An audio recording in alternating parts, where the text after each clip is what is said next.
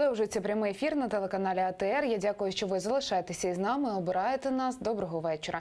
Мене звати Аліна Блохіна, і у найближчі 40 хвилин разом із нами у цій студії Андрій Бузаров, експерт міжнародник. Пане Андрію, доброго вечора вам. Власне, розпочинаємо ми, як і обіцяли, із санкційного списку. Міністерство фінансів Сполучених Штатів опублікувало доповідь щодо можливості запровадження нових санкцій проти російських олігархів та людей із близького оточення президента Росії Володимира Путіна. Про це повідомляє The Washington Post.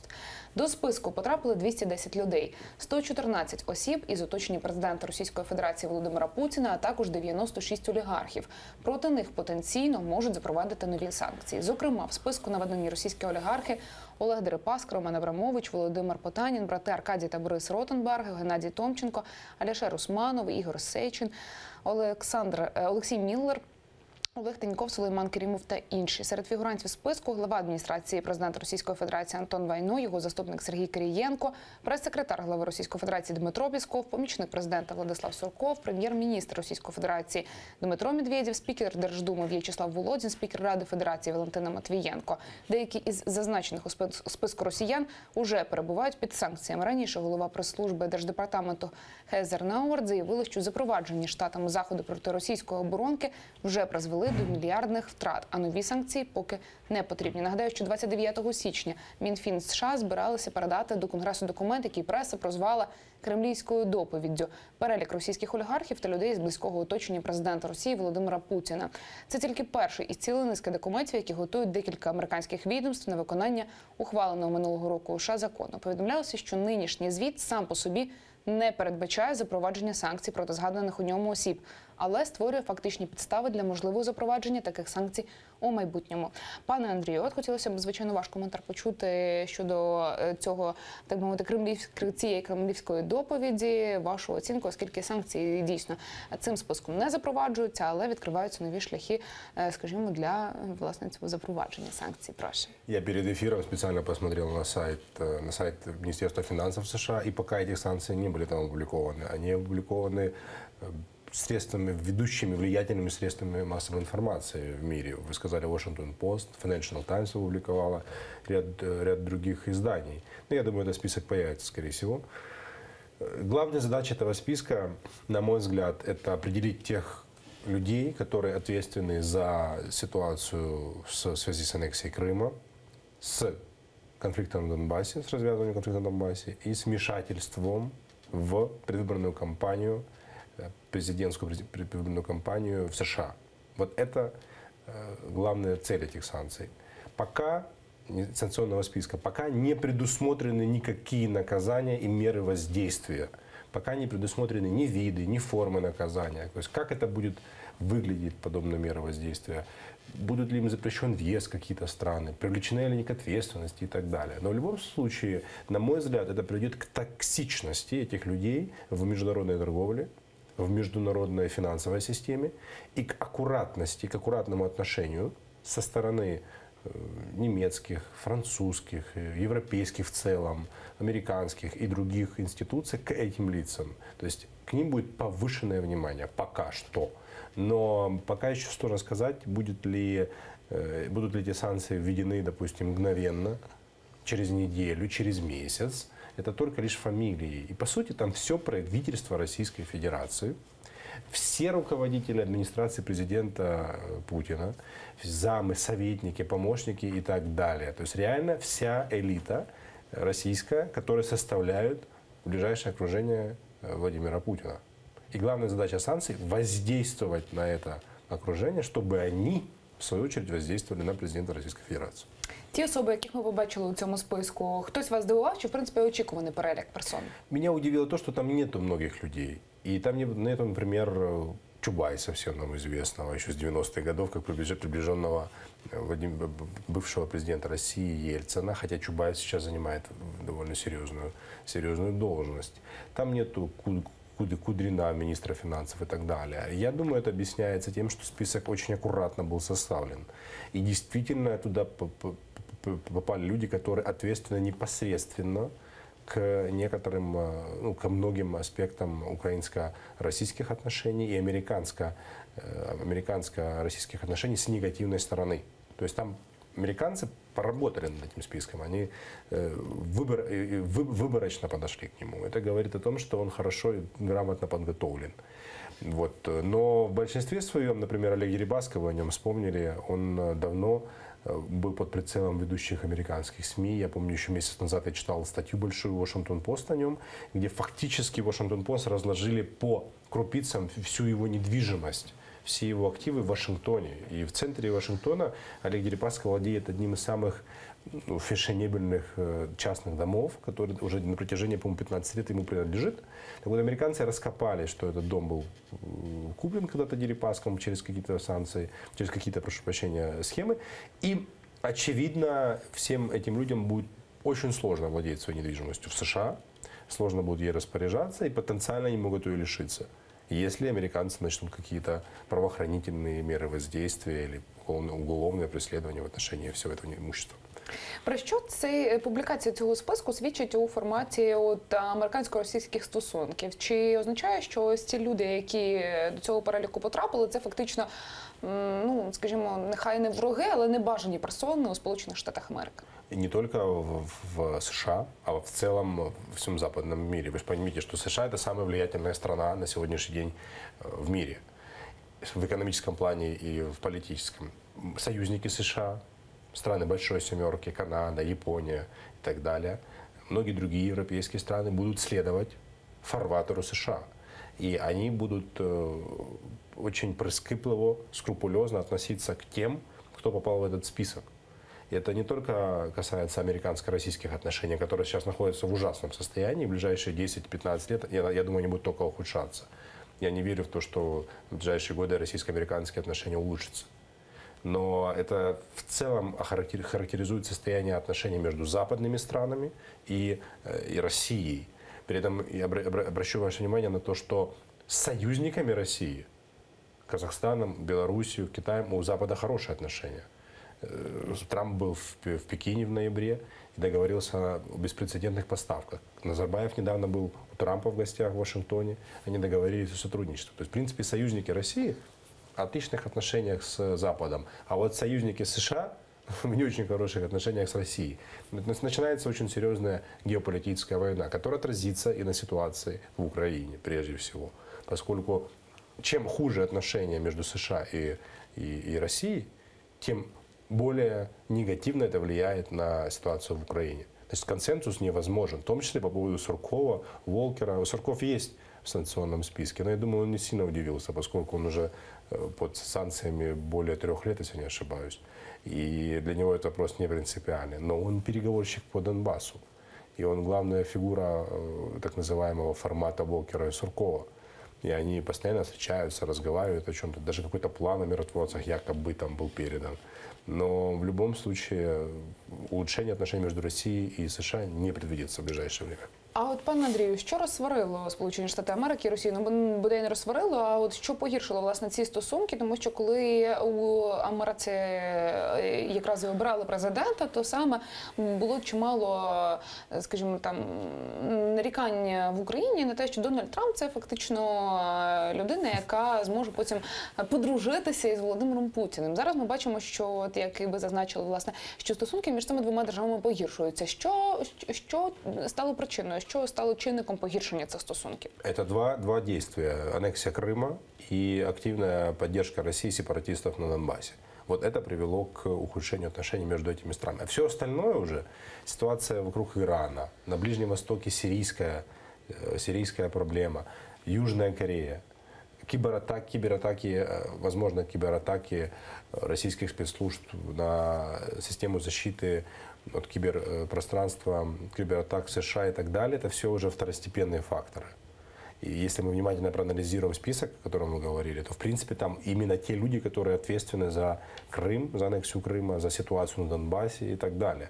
То есть все равно вот это главная причина, и мы ее видим. И снятие санкций с них подвязано как раз к урегулированию ситуации вокруг Донбасса, вокруг Крыма. Этого мы не видим, значит, снятия санкций не будет. А яку роль тоді відіграє Україна для Сполучених Штатів Америки, що ось ця агресія таким чином вплинула власне на риторику Сполучених Штатів щодо Російської Федерації? Географическая ценность Украины определяет геополитическую ценность нашей страны в мире. И на сегодняшний день Россия одинаково важна как для США, так и для России. Прошу прощения, Украина одинаково важна как для США, так и для России с точки зрения геополитики. Поэтому на сегодняшний день США являются союзниками украинского народа и украинского государства. У меня очень серьезные сомнения относительно того, что являются ли США союзниками наших отдельных политиков в Украине уже, так как у нас, к сожалению, дискредитация произошла отдельных политиков в стране. Но то, что США являются союзниками страны, Украины и народа, это точно. Поэтому для Америки Украина важна с точки зрения географии, с точки зрения расширения своего геополитического влияния. И нужно это понимать и осознавать.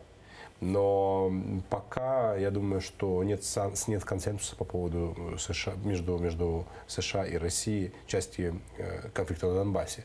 И тут стороны принципиальны. И мы это видим на примере переговорного процесса по миротворцам, где фактически он, на мой взгляд, в тупике полном. Из-за отсутствия желания в России делать уступку по поводу места разміщення этих миротворців на Донбасі. От у цьому списку дійсно ми вже зазначали про це, що з'явилася правляча верхівка Російської Федерації. А чому там самого, до прикладу, Володимира Путіна немає у цьому списку? Вы знаете, на самом деле даже в Украину въезд Владимира Путина не запрещен. И я помню, один из депутатов Верховной Рады обращался в СБУ с заявлением, почему Путину не запрещен въезд в Украину. Оказывается, у него есть специальный иммунитет, как у президента. Ему не могут запретить въезд в Украину. То есть, в принципе, он может приехать сюда. Теоретически, юридически нет соответствующих ограничений из-за того, что он глава государства. И подобное же, очевидно, связано с его позицией и на международной арене. То есть ему запретить въезд в США никто не может из-за его особого статуса, который определяется Женевскими конвенциями, регулирующими дипломатические отношения.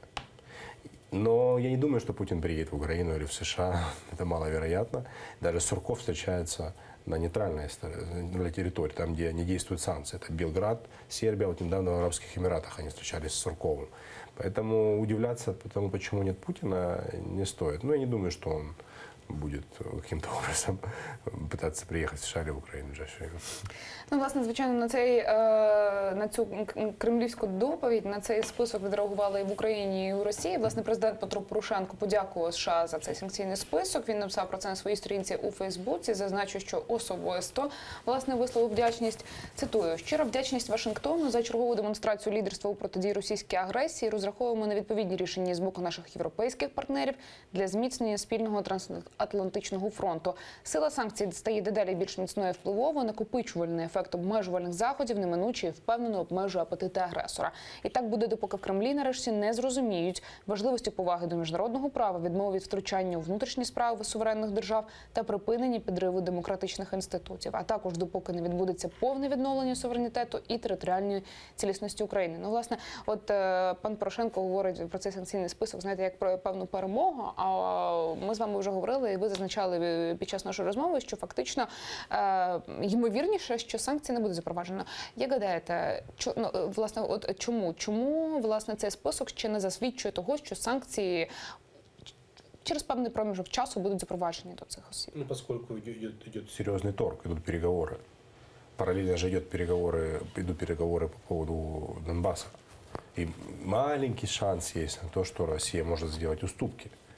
Если Россия будет сговорчивая, если Россия будет более открытая, и она допускает какие-либо уступки со стороны Российской Федерации по отношению к Украине и так далее, тогда логично будет приостановить внедрение санкций. Санкции – это как инструмент в переговорном процессе. США показывают, вот смотрите, есть у нас санкции, если вы пойдете на какие-то уступки, и речь не только об Украине, речь не только о кибератаках. Я думаю, там много различных аспектов, и экономических, и газовых. Это большая геополитическая игра. И вот эти санкции используются как воздействие на Россию. Лично на Владимира, я думаю, Путина, скорее всего. Поэтому нужно понимать, что задача санкций – это сделать Россию более сговорчивой по многим вопросам. Мы не все знаем, мы не знаем многих деталей переговорного процесса. И Сурков, вот Волкер, они многое нам не рассказывают. Мы только так абстрактно понимаем, о чем идет речь. И это усложняет в значительной степени аналитическую способность экспертов, обычных граждан, предвидеть, что дальше будет. Но в любом случае, то, что санкции играют колоссальную роль, и в принципе я не помню за последние 26-27 лет ничего подобного в российско-американских отношениях. Такие санкции и объем тех санкций, которые сейчас США используют против России, он сравним только с периодом холодной войны, периода Советского еще Союза, когда в 1974 году были приняты санкции или поправка Джексона-Веника, которая устанавливала санкции в отношении Советского Союза. Поэтому то, на какой стадии оказались сейчас отношения между США и Россией, невыгодно ни России, ни США. Но, к сожалению, они не способны на сегодняшний день найти какой-то консенсус. Вы правильно сказали об Трампе, что многие думали в России о том, что это приведет к улучшению отношений. Оно все, оказывается, стало только хуже. И, наверное, Обама был с точки зрения улучшения отношений более предпочтительный, чем Трамп. А Трамп непредсказуем. Трамп говорить одно, а завтра делает другое. Вот в этом-то вся і сложність. Ну, власне, як відреагували на оприлюднений список у Росії, зараз розкажемо. Також президент Росії Володимир Путін заявив, що так званий кремлівський список ускладнює російсько-американські відносини, але поки що Російська Федерація відповідати на цей, цитую, недружній крок не буде. Про це він наголосив на зустрічі з довіреними особами, яка транслювалася у ефірі російських телеканалів. Путін сказав, що за кожним фігурантом американського списку, цитую, стоять рядові громадяни Росії, трудові колективи. Надалі, власне, так само пряма мова Володимира Путіна. По суті, всіх нас, усіх 146 мільйонів занесли в якийсь список. У чому сенс таких дій, я не розумію, але це, безумовно, недружній акт. Він ускладнює без того складні російсько-американські відносини та завдає шкоди міжнародним відносинам у цілому. Кінець цитати. При цьому Путін зазначив, що Росія не зацікавлена у згортанні відносин зі США, а навпаки, хоче їх розвивати. Так, власне, ми з вами, от ви згадали вже про зустрічі Суркова і Волкера. Чи дають вони бажаний результат, на вашу думку? Чи може ось оприлюднення цього списку бути відповіддю США на те, що не вдалося компромісу досягти на рівні переговорів Курта Волкера і Суркова? Ну, это не главная причина для составления этого списка. Я имею в виду переговоры Волкера и Суркова. Они все-таки второстепенные. Если мы говорим в целом об отношениях США и Российской Федерации, но они важны для Украины. И, по сути, это единственный формат, который остался, где хоть как-то предпринимаются какие-то попытки участия в урегулировании конфликта на Донбассе. Минская переговорная группа, она занимается только обменом пленными, по сути. Нормандский формат вообще уже не работает. Женевский формат, он так и не был создан, нового формата никто не создавал. Сурков и Нуланд уже давно не встречаются, поскольку Нуланд, она отдыхает, отработает свои. Остался только Сурков и Волкер. Для Украины это единственная надежда на хоть какие-то переговорные процессы. Больше ничего нет. Прямых переговоров Москвы и Киева не существует. У нас ухудшение ситуации на Донбассе. Поэтому для нас это важно. Но для переговорного процесса в целом американско-российского, я не думаю, что Волкер и Сурков являются важными. И результат, либо отсутствие результата в части их переговоров не является важным для санкционного списка. Якщо ми вже заговорили про формати, то, власне, інформація про те, що міністр закордонних справ Німеччини Зігмар Габріель запропонував проведення зустрічі у нормандському форматі 16 лютого під час Мюнхенської конференції з безпеки. Власне, про це розповів голова Українського міністерства закордонних справ України Павло Клімкін під час спільної прес-конференції з головою МЗС Італії Анджеліною Альфаною. Ну, ви сказали, що нормандський формат не працює. Чому? Я думаю, что встреча возможна. Вот вы сейчас сказали, 16 да? 16 лютого, так. Но она вряд ли возможна на уровне глав стран. Скорее всего, речь идет на уровне об министрах иностранных дел. То есть Климкин может встретиться, Лавров, там, Зигмар Габриэль и министр иностранных дел Франции. Но не более того. А решения могут быть приняты только после встречи глав государств. Порошенко, Путина, Меркель и Олланда. Но они, прошу прощения, Оланда, Макрона, но они сейчас уже, наверное, не способны встретиться и принимать какой-либо новый план урегулирования конфликта на Донбассе, так как идет переговоры Сурков-Волкер. Все ожидают, что будет дальше. И именно из-за того, что существует этот формат, все остальные форматы приостановлены. И, по сути, Волкер и Сурков занимаются не только разработками плана о миротворцах, они занимаются вопросами возобновления мобильной связи, на подконтрольной части Донбасса, возобновлениями переговорного процесса по обмену пленными. То есть на них сейчас положили все. Это, наверное, единственная площадка, которая существует между США и Россией не только по Донбассу, а вообще. Я не исключаю, что там могут обсуждать некоторые моменты, которые не связаны с Крымом и Донбассом. Взаимоотношения там по поводу Сирии, по поводу Северной Кореи, потому что вообще между США и Россией нет никакого диалога официального. Поэтому они могут, в принципе, обсуждать все, что они хотят. То чи не на часі тоді можливо запровадження якогось іншого формату або майданчика для переговорів, якщо нормандський формат у рамках перемовин міністрів закордонних справ, Мінськ, який опікується здебільшого гуманітарними питаннями, вони панує така думка в експертному середовищі, що вони себе вичерпали. Вот вы попали в точку. Не просто так Трамп и Назарбаев сказали об Астане неделю назад, когда Трамп озвучил новую идею. Давайте перенесем переговоры в Астану. И на самом деле Назарбаев это предлагал еще в 2014 году как альтернативу Минску. Но тогда это не было воспринято. Но вот последние 2 недели никто активно об этом не говорит. О том, что нужно в Астану переносить. Я не исключаю, что со временем могут создать новую площадку переговоров. Но это будет только после полного провала, фиаско, дискредитации формата Уолкер-Сурков. А они еще между собой переговоры ведут. И думаю, что месяца 3-4 переговоры Уолкера-Суркова будут идти. Скорее всего, они все закончатся крайне неудачно. И после фиаско переговоров, после краха переговоров Уолкера и Суркова будут введены новые санкции в отношении Российской Федерации. Раз. Во-вторых, Украина получит вооружение, о котором много говорят. 2. И 3, наверное, будет создана новая площадка. Возможно, это Астана будет, возможно, другой формат, я не знаю, сложно сейчас говорить. Но то, что это будет сделано, к этому все идет. Поскольку для всех очевидно, что формат Суркова-Волкер не работает. Хотя на него возлагают большие надежды некоторые эксперты.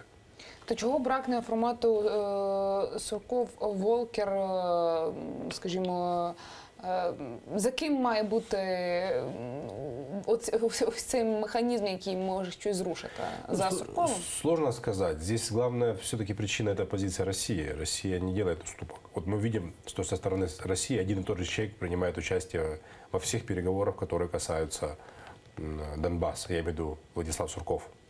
При этом, если вы зайдете на официальный сайт президента России, полномочия Суркова непонятны. Написано «помощник президента». Все, больше ничего, не биография официальная. Но если мы посмотрим биографию Волкера, то он человек известный. У него есть официальное полномочие, которое было записано и указано на сайте Госдепа США, о том, что это переговорщик по Украине с целью выполнения Минских соглашений. Да? Виктория Нуланд, который курировал эти все вопросы. То есть Сурков, он не активен с точки зрения уступчивости. Очевидно, я не исключаю, что Россия хотела бы видеть кого-то другого в качестве протеже, в качестве визави Суркова, поскольку Уолкер – это человек из команды сенатора Маккейна, который активно поддерживает Украину, но который ненавидит российскую систему власти, ненавидит лично Путина. И Уолкер – это человек, который является выходцем из команды Маккейна. И поверить в то, что Маккейн может договориться о чем-то с Путиным, это нереально. Ми повернемося до нашої розмови. Зараз з нами на прямому зв'язку телефоном Олександр Хара, дипломат. Пане Олександре, доброго дня. Вам чи чуєте нас? Да, доброго дня, чую. Хотілося б ваш коментар почути з приводу ось, власне, оприлюдненого списку, який називають кремлівською доповіддю. Що ось цей список взагалі означає дипломатичною мовою? І ваш коментар, прошу. Ну, ви знаєте, саме прийняття закону про протидію супротивникам Сполучених Штатів через санкції, це вже мало дію санкцій, як таких. З самого початку, там, скажімо, російська ця політична і фінансова еліта почала вживати заходів для того, щоб не потрапити в ці списки. І були вояжі до Вашингтону, значить, це наймання лобістських фірм для того, щоб витягнути інформацію або щоб їм порадили, яким чином зробити так, щоб вони не потрапили в ці списки. Потім деякі компанії, точніше володарі, переписували свої компанії на родичів чи що когось. Дехто відмовлявся від державних закупівель, як, наприклад, Альфа-банк від проєктів в оборонно-промисловому комплексі. Тобто вони всі готувалися. І фактично ми ми зараз маємо список, ну майже довідник адміністрації президента, Ради Федерації і уряду Російської Федерації, а також список Forbes, фактично, це ті люди, які зробили статки або продовжують це робити завдяки своїм відносинам гарним з паном Путіним, не тому, що, скажімо так, вони геніальні, як Білл Гейтс. І, власне, це є меню, з якого будуть обирати американці, якщо будуть вважати, що певні є порушення згідно з визначеними червоними лініями цим законом. І, звичайно, що, ну, я не знаю, найближчим часом, чи ми побачимо першого цього фігуранта такого списку в реально санкційних списках, тобто не просто пропозиції, а реальні. Було дві речі, які ми не побачили в цьому списку. Напевно, вони знаходяться в закритій частині доповіді, яка була направлена до Конгресу. Це напівдержавні структури і компанії, а також дуже важливе питання щодо можливих обмежень купівлі російського суверенного боргу. І це може бути дуже такий болючий інструмент по відношенню до Російської Федерації. Загальний борг їх сягає півмільярда, я перепрошую, $500 мільйонів. І тому, звичайно, що це може бути болючим питанням. Так що ми подивимося, як буде діяти далі, скажімо так, американська влада. Але ще є такий момент, який ми маємо враховувати, що Росія як така, вона стала таким, знаєте, токсичним фактором в саме внутрішній політиці Сполучених Штатів. І навіть у цей день, коли мали бути проголошені ці звіти і списки, відбувалися такі цікаві речі.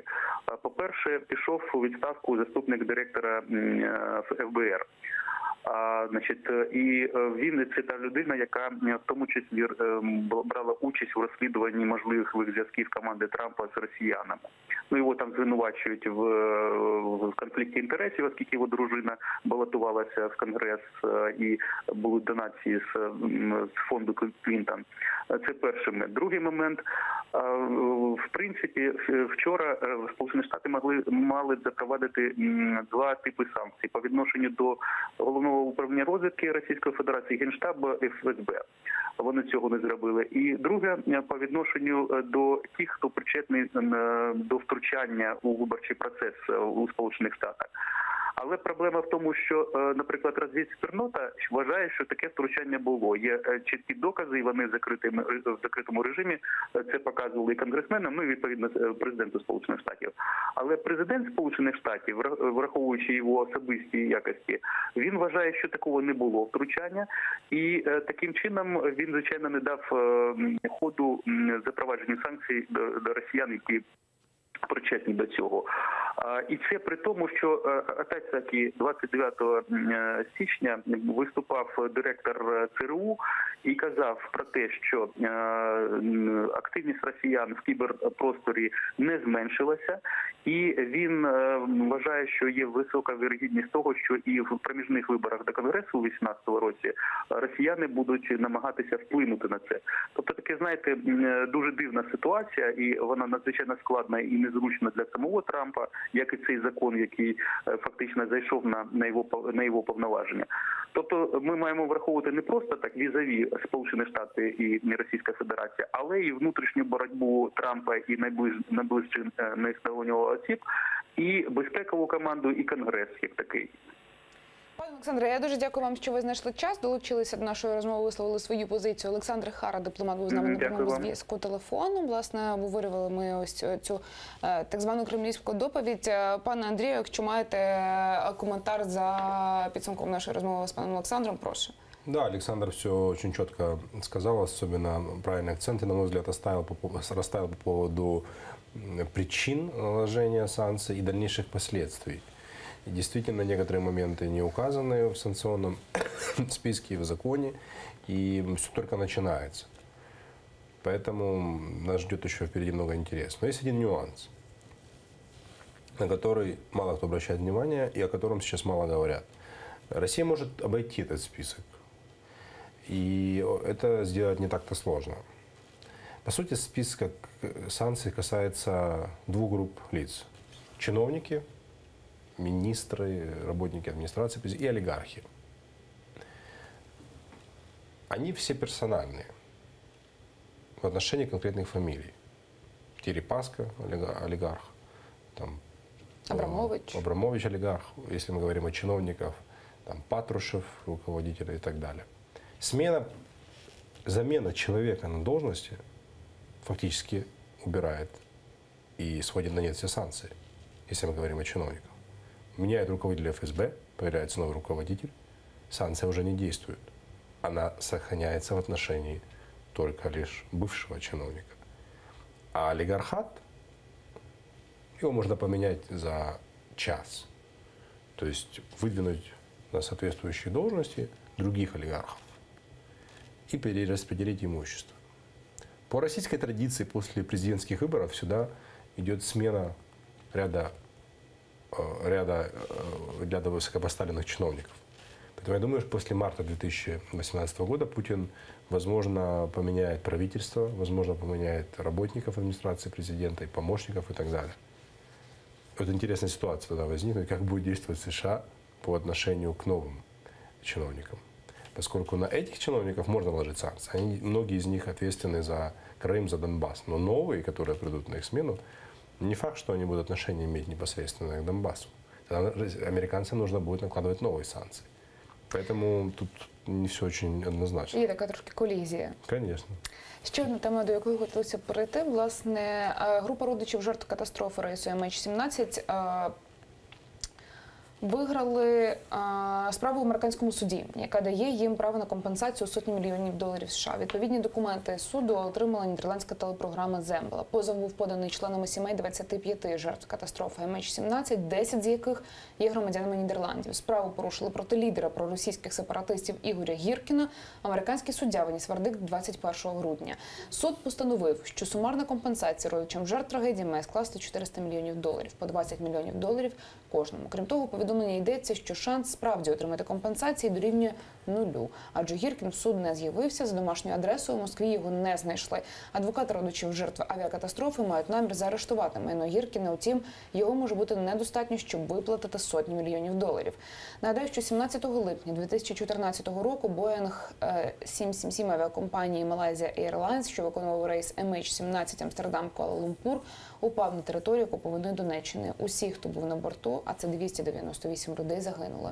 Експерти встановили, що пасажирський літак збили з установки БУК, привезеної бойовиками із Росії. Російська Федерація свою причетність заперечує. За висновком журналістів-розслідувачів Bellingcat, БУК перевозив відставний російський генерал-майор Сергій Дубинський на прізвисько Хмурий. У відповідь на рішення суду колишній ватажок незаконного збройного формування ДНР Ігор Гіркін заявив, що йому, цитую, «ні тепло, ні холодно» від такого рішення. Про це він сказав російському виданню «Дождь». Пане Андрію, от щодо цього рішення суду, яка перспектива того, що цей вердикт може бути виконаний?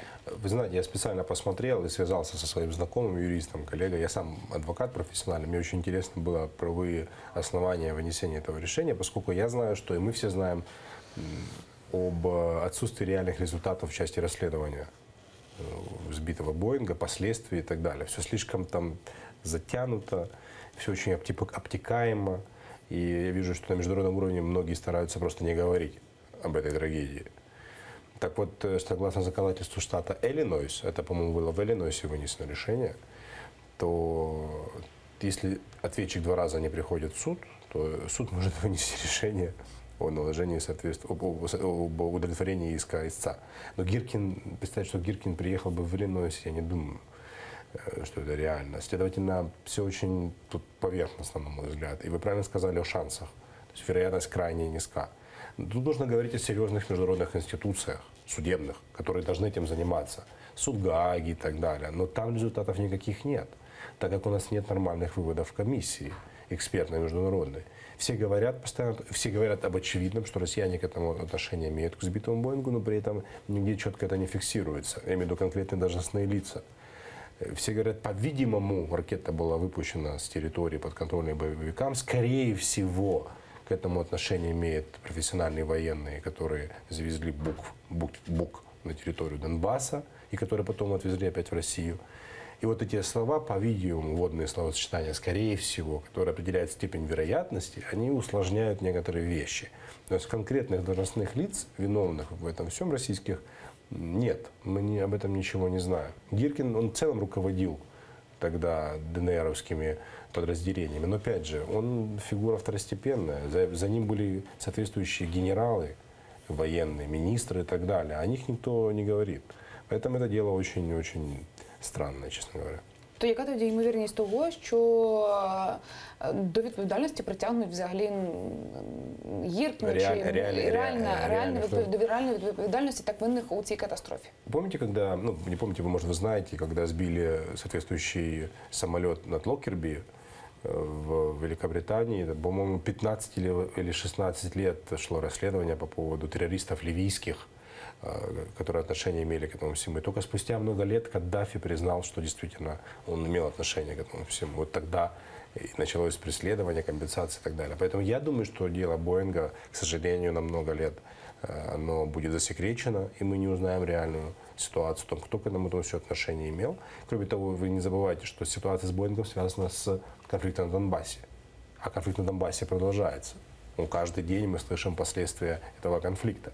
Поэтому тут очень много непонятных и труднообъяснимых вещей. Ви сказали, що про цю катастрофу намагаються не говорити. Чому? Я думаю, было принято решение на уровне секретной дипломатии еще в 2014 году. Напомню, что Боинг сбили 17 июля 2014 года. И вот сразу же после его сбития, фактически в августе 2014 года, все очень стало для меня непонятным в плане международной реакции. Об этом старались не говорить, об этом старались лишний раз нигде не упоминать, именно на уровне официальной дипломатии. И это касается и россиян, и американцев, и европейцев. Такое ощущение, что американские спецслужбы российские знают всю правду, вообще вот реально по правду, но об этом не хотят обнародовать, это обнародовать. Поэтому, мне кажется, было принято секретное решение просто закрыть глаза на эту всю ситуацию. И дипломаты на это не очень обращают внимания. Передали все это экспертному сообществу в Голландию, где была создана экспертная группа, которая, я еще раз подчеркну, четких ответов не дает на многие вопросы. Хотя в эту группу входят эксперты из России, и из Голландии, и из Малайзии, и из других стран и так далее. Но все очень засекречено. Чи може тоді ось той момент, що Боїнг було збито на території Донбасу, де відбувалися військові дії, якимось чином, знаєте, не виправдати, а гібридизувати ось сприймання взагалі цієї катастрофи? Я думаю, что для многих очевидно, кто имеет отношение к этому всему. Но тут у нас сложности еще, знаете, в чем? Вот вы задали вопрос по поводу юридических последствий. И у нас тут не все в пользу Украины на самом деле. Дело в том, что когда сбили Боинг, во-первых, эта территория не была признана оккупированной. Верховная Рада только в сентябре 2014 года признала территорию оккупированной. То есть это была территория Украины полноценная. Во-вторых, пространство воздушное не было закрыто Киевом официальным. Это минус руководству страны, что оно не обеспечило летные ограничения. В-третьих, потенциально Украина остается стороной исков подобных. Теоретически к нам могут подать иск родственники, а мы можем уже это все переадресовать на Российскую Федерацию. Поэтому тут не все в пользу украинской стороны.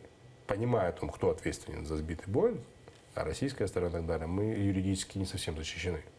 Пане Андрію, буквально хвилина залишається у нас ефірного часу. І повертаючись до того, з чого ми почали з вами нашу розмову, ось із цього списку, власне, його пов'язують із агресією Росії на Сході, на Донбасі. Чому не з Кримом? Адже, власне, вся світова спільнота визнає анексію Криму Російською Федерацією. У нас изначально с 2014 года позиция руководства страны нашего не была понятна мне. И многим другим, и вам, я думаю, и многим-многим экспертам, и общественности украинской по поводу того, что вообще, как воспринимает руководство нашей страны ситуацию на Донбассе. И у нас нету многие акценты не расставлены. С одной стороны, антитеррористическая операция, с другой стороны, военного положения не было объявлено. Поэтому международное сообщество в значительной степени, и пресса мировая, воспринимает конфликт на Донбассе как внутреннюю проблему Украины. Зная о том, что Россия там конечно же, все это дестабилизирует и помогает военно, технически и финансово, то сообщество рассматривает Украину, проблему на Донбассе как внутренний конфликт. Вот слова, которые использует мировая пресса, сепаратист и так далее, они определяют отношение мировых СМИ к ситуации. Поэтому нам, руководству страны, нужно прежде всего честно сказать, что происходит на Донбассе. И тогда проще будет на міжнародному рівні. Пане Андрію, я дякую вам за розмову, за візит до Спасибо цієї вам. студії. Андрій Бузаров, експерт міжнародний, був гостем цієї ефірної години. За 5 хвилин прямий ефір телеканалу АТР продовжить «Заман» у викладі Шавкета Наматулаєва. Я прощаюся з вами до завтра і бажаю тільки хороших новин.